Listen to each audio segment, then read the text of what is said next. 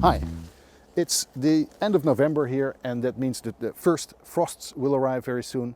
So today I'm going to put my collection of Araças, a plant in the guava family, inside my greenhouse.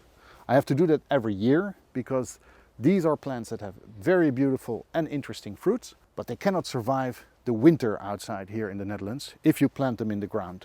So I grow them in pots, and every winter I have to put them in the greenhouse, and every spring I bring them back outside. In the greenhouse they can resist up to like -5 or -6, but they cannot survive outside. So it's slightly different from the feijoa, which you can grow outside here in the Netherlands. It can handle frosts. It just flowers and fruits fantastically. It gives you large guava-like fruits without any hard seeds and tastes delicious. So the feijoa is actually a really interesting fruit for Northern Europe also to grow as a commercial grower. But these Araças, they're much more interesting, I think, for collectors or for gardeners who want a beautiful and special plant, because you can grow them more or less like citrus.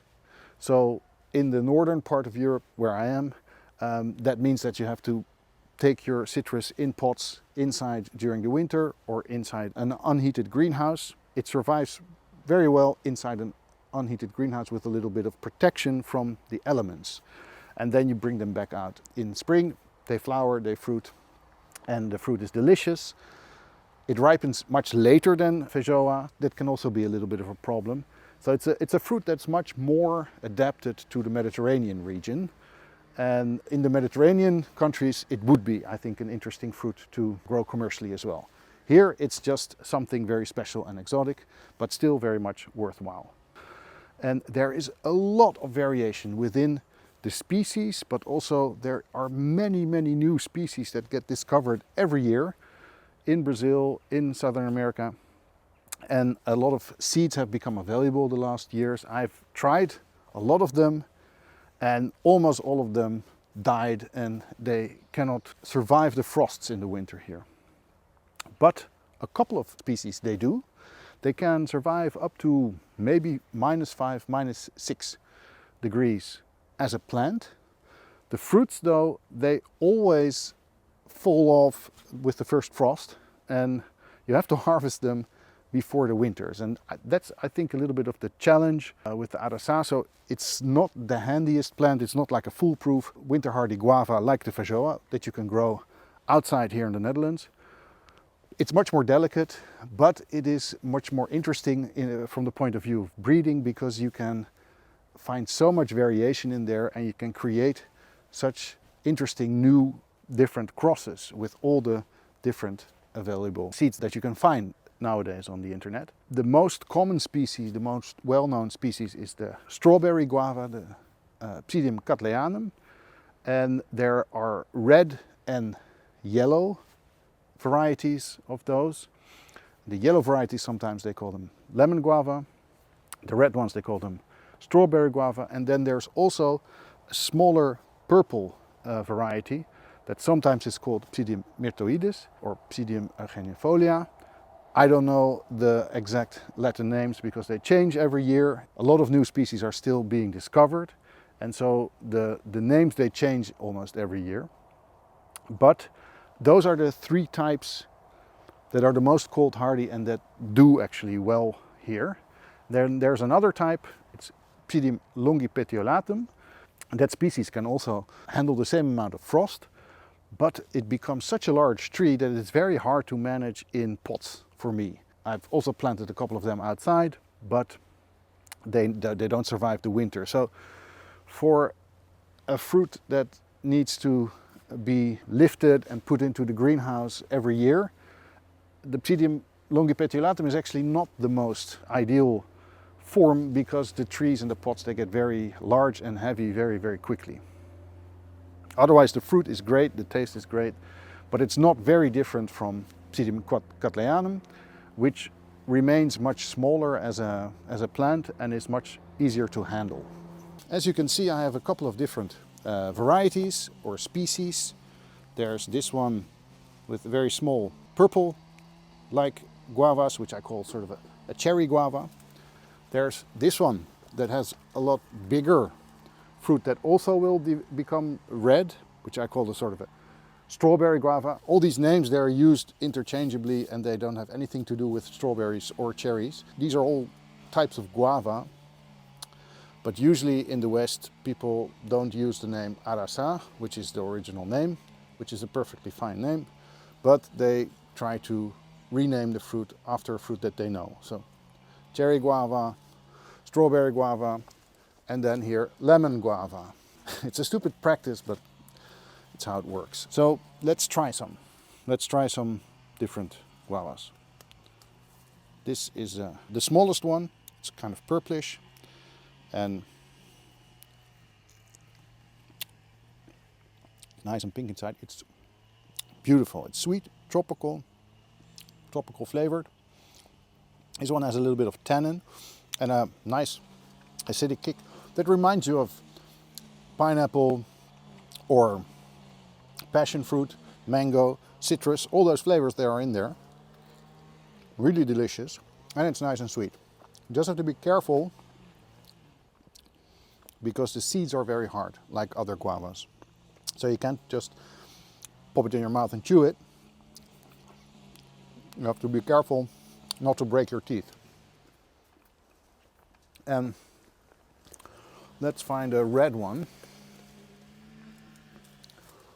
This is a bigger one, a red one, from what I call the strawberry guava. And let's...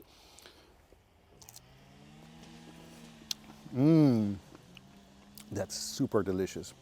It's a lot sweeter. It's white on the inside. It's more creamy. It has the same beautiful flavors, but it also has less tannin in there, so it's less astringent.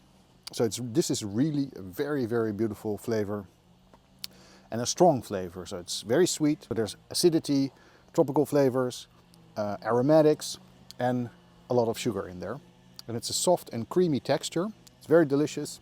Just be careful with the seeds. This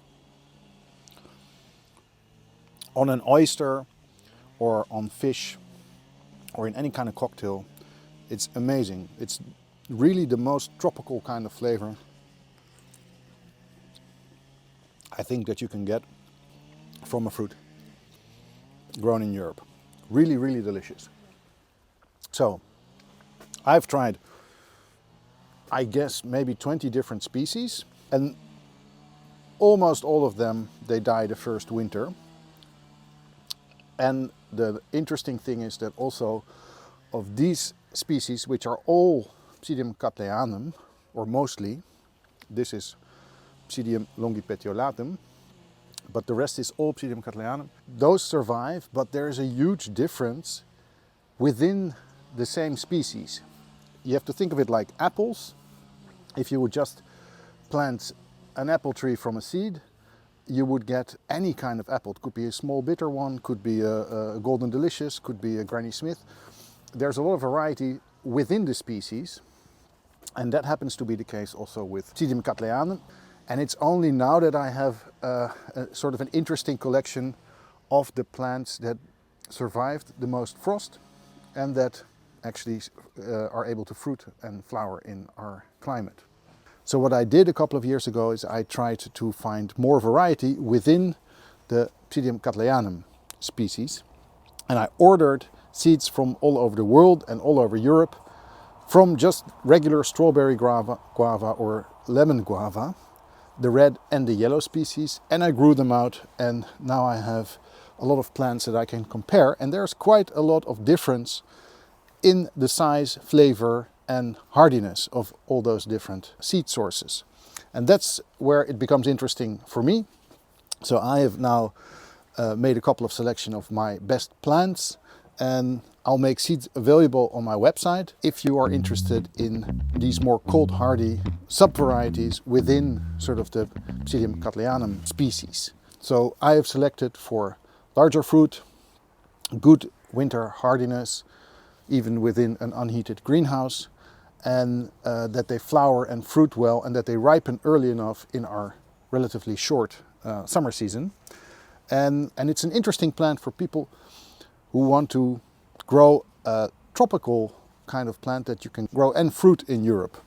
It's also a very interesting plant for people who want to create their own new varieties. There's a lot of potential within this species and its relatives, and you would have to get the cold hardiness up there, and then you'd have to select for larger fruit, early ripening, good sweetness, and all these other characteristics that make a fruit great. So for where we are in Europe, where the Netherlands is in Europe, the feijoa is by far superior and more interesting to grow, either as a gardener or as a commercial grower.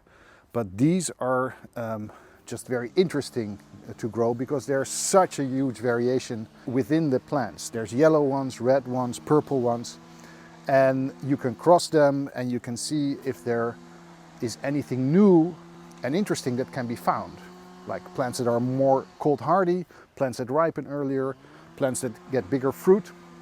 So everything is still to be discovered in this species, and that's why it's interesting for me to grow it and to make crosses with it, even though it's not at the ideal level yet to grow here.